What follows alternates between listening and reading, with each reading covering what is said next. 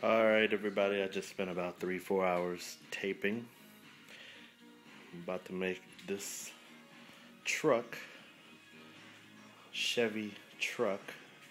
It's probably a 1/5 scale or maybe even 1/6. I'm doing it for a friend of mine at work. Had to do the windows because it didn't have any window stickers. Did the little Chevy thing, emblem, and everything's done from the inside out. Unfortunately, my friend, he cut the body out before we painted it, so all the protective coating started to peel off, so I have to go ahead and go over that a little more. But hopefully we'll get it to look I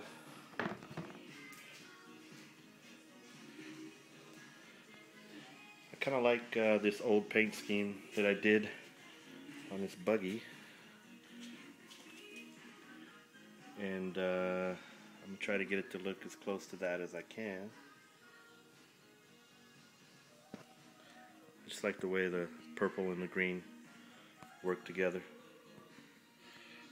Alright.